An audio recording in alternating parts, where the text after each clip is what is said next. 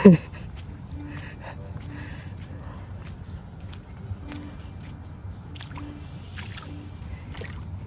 guys. Opo, nandito ako sa Kabakawan. Hindi kasi matigil sa bahay. So, ayan, nandito na naman ako sa mangrove.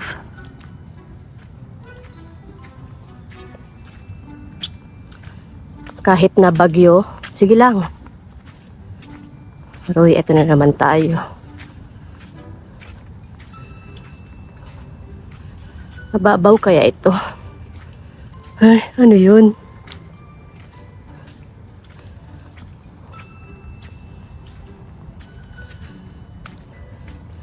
Matatawid ko kaya ito?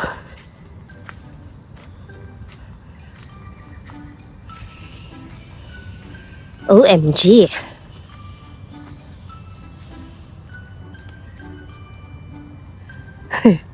Kuya? Ay!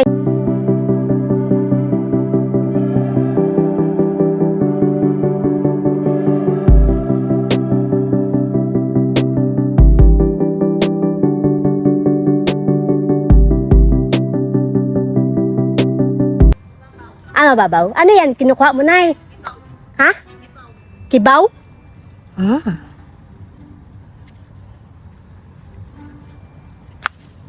Yung ganito. Ito oh. Yan.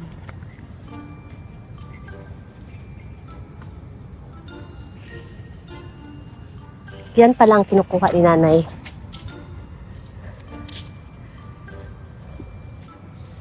So, itry nating tumawid.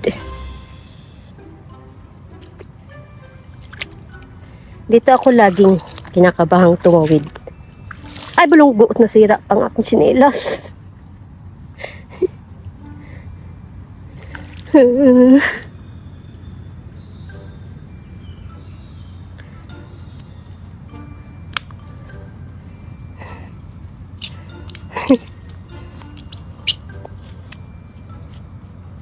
Parang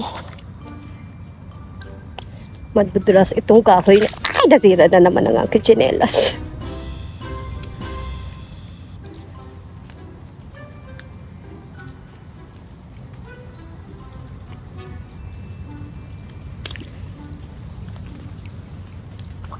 Ha?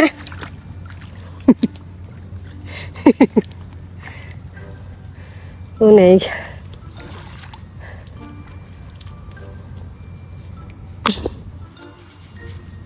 Sira ang aking tsinelas. Nagpapapalit na talaga ito. So, tawid ko ulit. Parang ayaw naman ang ulan. Saan tayo? Dito?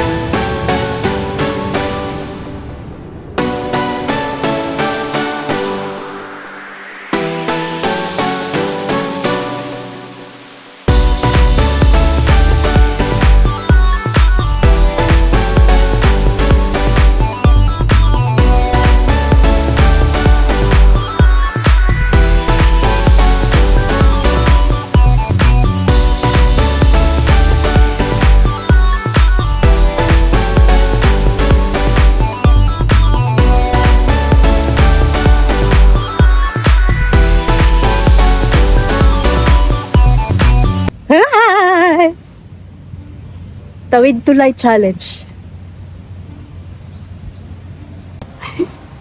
Ang daming tulay. Kaya lang, hindi ko alam kung makakaya ko ba tawirin. Kaya kong tawirin, kaya lang, ang iniisip ko yung cellphone ko.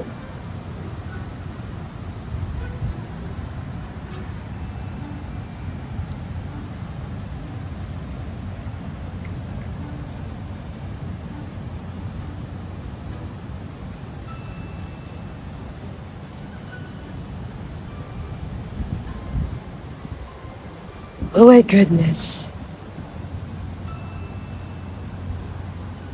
Ay! Parang parang mababalik na ito.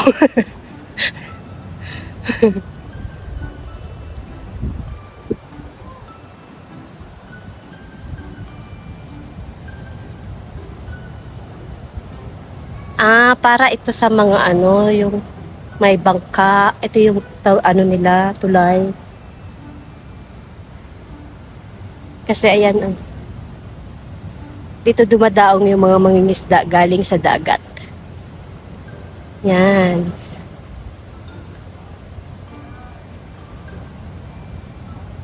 So dito sila nagtatago. Sa mangrove. Hindi ko na alam kung matatawid ko pa yun doon. Natakot na agets.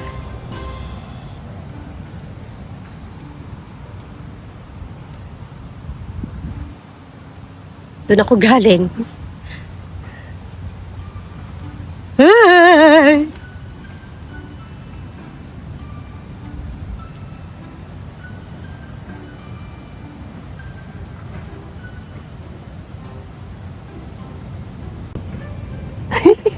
So ayan guys.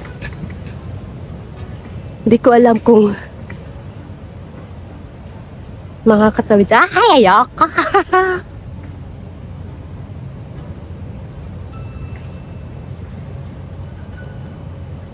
Parang ano kasi oh. Oh, ano naman. May lubid naman siyang hawakan, kaya lang yung inaapakan mo madulas.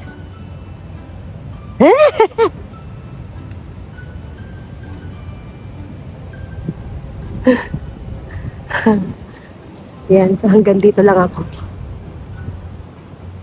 At hindi rin ako makapagsalita dahil kailangan kong mag-concentrate sa inaapakan ko.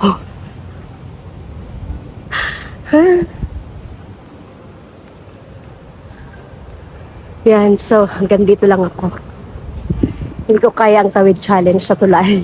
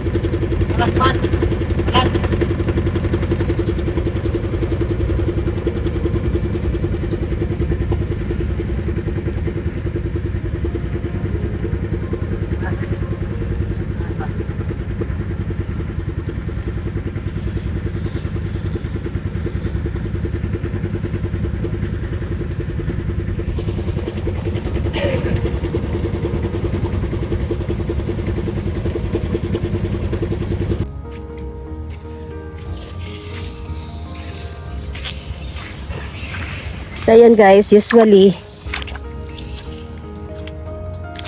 anong usually? Ba't ko ba nasabing usually? Umulan na naman kasi kanina. So, sumilong na naman ang inyong inday. At pinilit kong puntahan si nanay kanina. Kaya lang, malalim pala yung putik na pinalalagyan niya. Sisilipin ko sana yung kanyang timba kung puno na ng kibyaw. Yung ganito oh. Yan.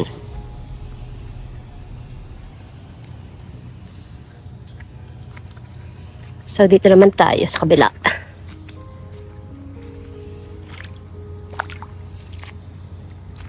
Kasi nung siguro mga 5 years, nagtanim kasi kami dito ng bakhaw or mangrove. Pwede ba akong punta dun? Parang malalim ah. Malalim ka ba? Ay, napigtas ng aking tsinelas. Ay, madulas.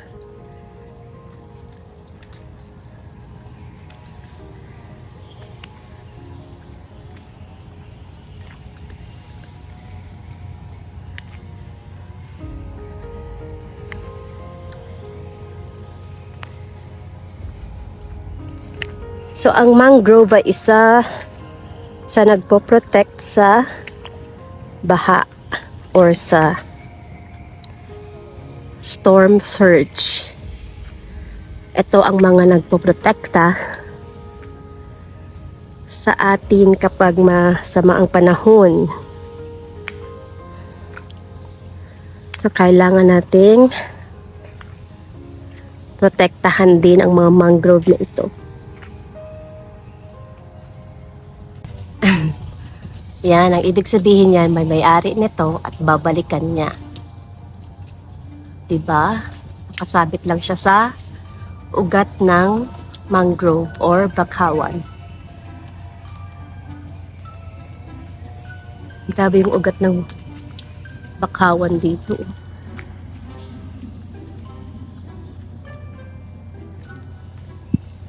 Yan, so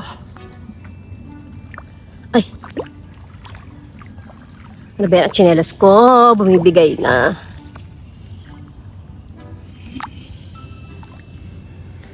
Papakita ko sana sa inyo yung spot na nagtanim kami ng bakhawan eh. Kaya lang, parang ang lalim kasi doon banda.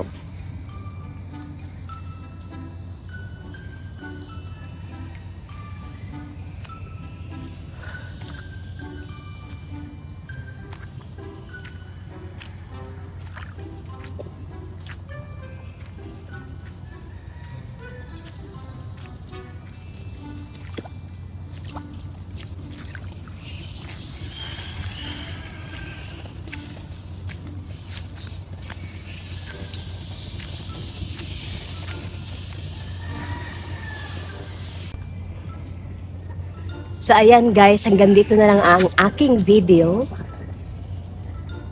At pagpasensyahan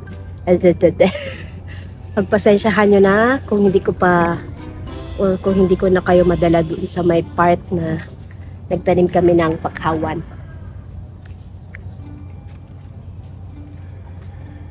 Pero super ganda ng place na to.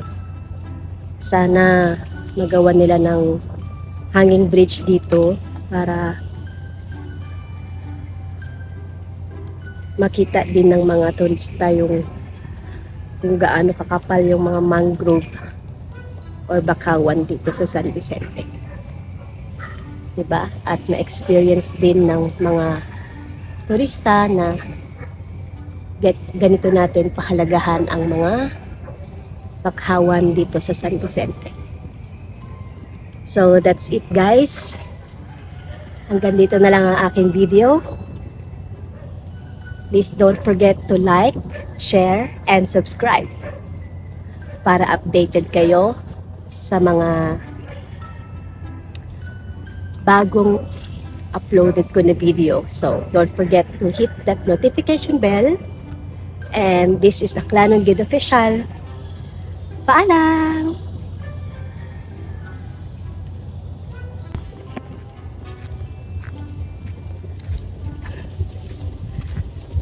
So ayan na guys, palabas na ako galing ng bakawan at papunta na ako ng aking motor. So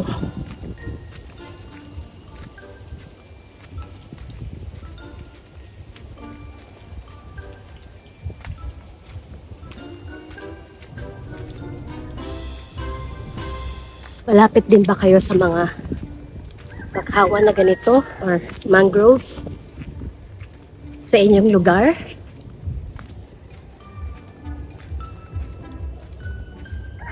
Grabe, super lucky ng mga lugar na merong ganitong kakapal na mangrove. Kasi nga, like I mentioned, malaking halaga or malaking pakinabang ang mga mangrove sa mga lugar na ganito, lalo na pagka lagi tayong binabagyo. So